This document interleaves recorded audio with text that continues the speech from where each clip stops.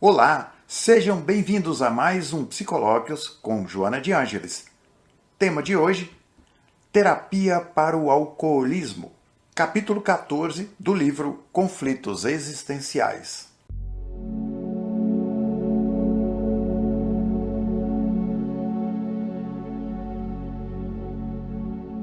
Considerando-se a falta de estrutura dos valores éticos na sociedade odierna, determinados comportamentos que deveriam ser considerados como exóticos, quando não perturbadores e censuráveis, assumem respeitabilidade e passam a constituir-se modelos a serem seguidos pelas personalidades dúbias, personalidade sem firmeza, vacilante, desestruturada.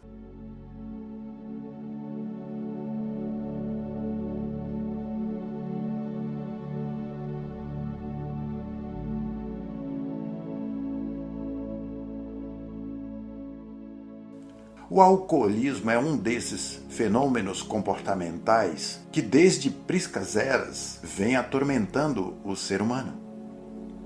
A criança e o jovem, ambientados ao clima vigente, por imitação ou estimulação de outra natureza qualquer, aderem às libações alcoólicas, procurando ser semelhante aos outros, estar no contexto geral, demonstrar aquisição de identidade e de liberdade pessoal.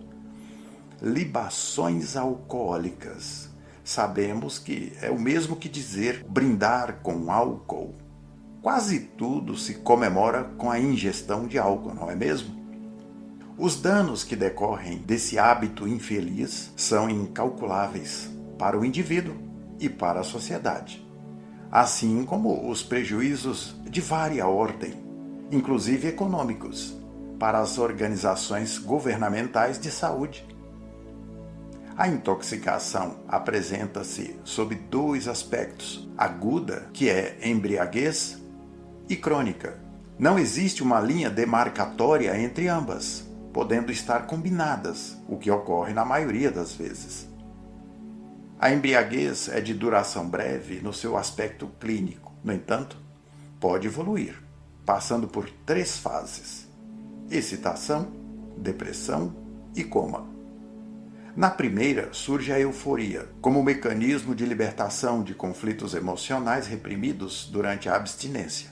É de duração breve, relativamente entre 1h30 e 2 horas. É muito conhecida como vinho alegre. A depressão, que é a segunda, também chamada de vinho triste, ocorre a seguir ou pode surgir de maneira inesperada. De repente, o paciente entrega-se ao desmazelo, ao abandono, movimenta-se trôpego, trêmulo, numa espécie de ataxia física e mental. Oscila entre a tristeza e a alegria, apresentando sudorese abundante, náuseas, vômitos. Logo depois, advém um torpor, uma espécie de sono com estertores que se apresenta em forma de coma da embriaguez. Nessa fase, pode ocorrer a desencarnação resultante de algum colapso cardíaco. Surge também manifestações diferenciadas em forma sensorial, afetiva e motora, que se podem fundir em uma situação lamentável. Os sentidos físicos ficam afetados.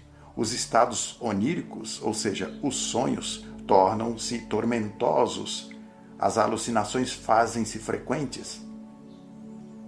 Cada uma dessas formas de embriaguez tem a sua característica, sempre degradante para o paciente, que perde completamente o controle da razão, da emoção e do organismo físico, no qual instalam-se problemas de alta gravidade. Também é conhecida a embriaguez simples, ou excitação ebriosa, na qual o paciente pode apresentar-se de forma expansiva ou depressiva, de acordo com a sua constituição emocional. Na situação, sem controle sobre as inibições, desvela-se e, em face da liberação, pode tornar-se vulgar, agressivo, ultrajando as pessoas, agredindo os costumes, derivando para diversos tipos de crimes contra o cidadão, contra o patrimônio. Lentamente, o paciente começa a sofrer perturbações intelectuais e de memória, embotamento dos sentimentos, que é a dificuldade em expressar emoções e sentimentos, e distúrbios de conduta também. Os efeitos físicos do alcoolismo, por exemplo, a face apresenta-se pálida e de expressão cansada, a língua saburosa, isto é, desenvolvendo uma placa bacteriana de cor esbranquiçada, amarelada ou amarronzada que se deposita no dorso da língua. Também pode surgir hepatomegalia, febre, facilidade para permitir-se infecções como gripe, erisipela, pneumonia. Quando irrompe o delirium tremens, o paciente encontra-se em fase adiantada de alcoolismo, com impossibilidade imensa de retornar à sanidade, ao equilíbrio, em razão dos distúrbios profundos nos sistemas nervoso central, neurovegetativo, simpático e parasimpático, além das disfunções de outros órgãos que se encontram afetados pelo excesso de álcool: fígado, rins, pâncreas, estômago, intestino, coração. Noutras vezes, o paciente é conduzido à demência alcoólica em decorrência do enfraquecimento generalizado de todas as funções psíquicas, particularmente as intelectuais, ao tempo em que é atingido na afetividade e na moralidade. Nessa fase, a morte é quase iminente, pois as funções orgânicas exauridas já não podem manter em ritmo de trabalho equilibrado, cedendo lugar ao descontrole e à exaustão. Pode acontecer que, em muitos pacientes crônicos, antes da ocorrência dos acidentes delirantes subagudos, surjam fadiga e cansaço extremo, estados neurasteniformes caracterizados pela fadiga, como já dissemos, por dores esparsas, astenia, que é fraqueza muscular, perturbações digestivas, dores de cabeças intensas. Por extensão, o sono é assinalado por confusão mental e inquietação, produzindo mal-estar e aumentando o cansaço pela falta do repouso, que se faz necessário à manutenção da maquinaria orgânica. A verdade insofismável é que o alcoólico é um paciente que apresenta grande dificuldade de aceitação terapêutica, por estar escamoteando, disfarçando sempre os tormentos sob justificações, ora acusatórias, como de responsabilidade daqueles que lhes criam situações difíceis, ou como de vítimas das circunstâncias, que dizem poder reverter quando quiserem, mas que nunca o conseguem. Então, vemos que o alcoolista nega a sua condição.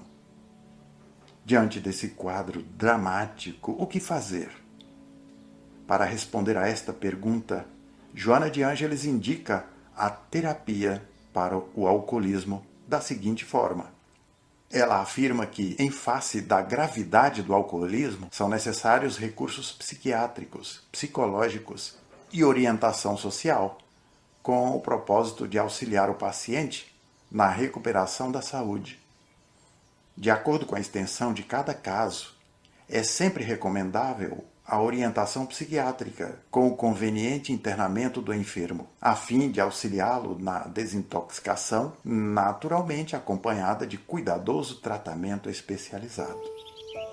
Nessa fase, sempre pode ocorrer o colapso, em defluência da falta do álcool no organismo, que é a crise de abstinência.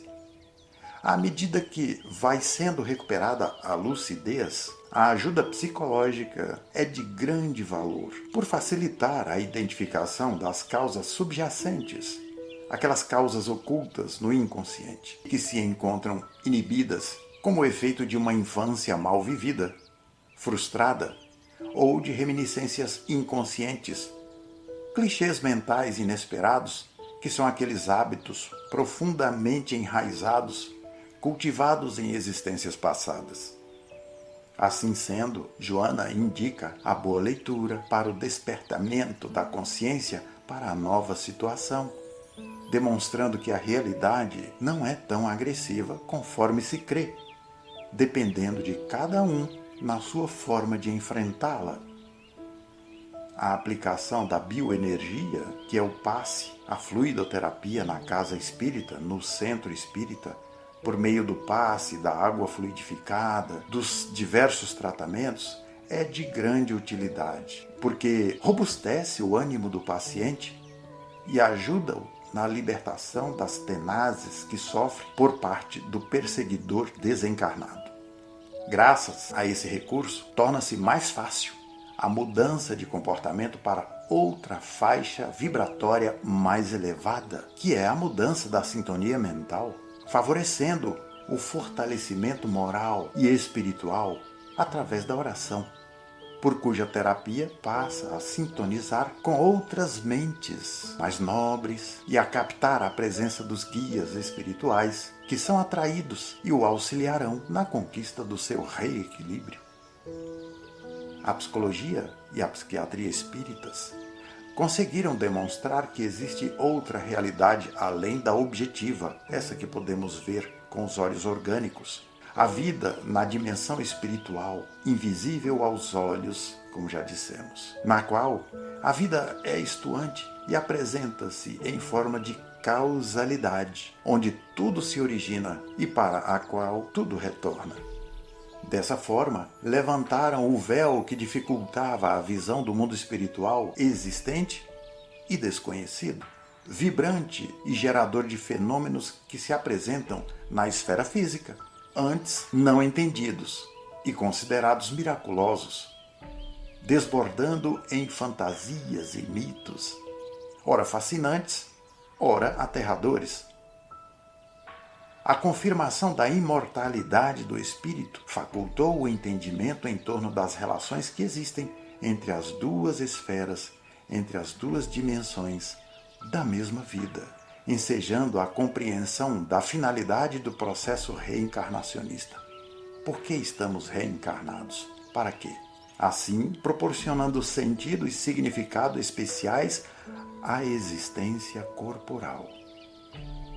Desse modo, importante é o ser em si mesmo, que é o espírito imortal, eu, você, todos nós, portadores de possibilidades quase infinitas na sua trajetória, dependendo sempre da sua eleição, da sua escolha pessoal, em torno da busca da plenitude.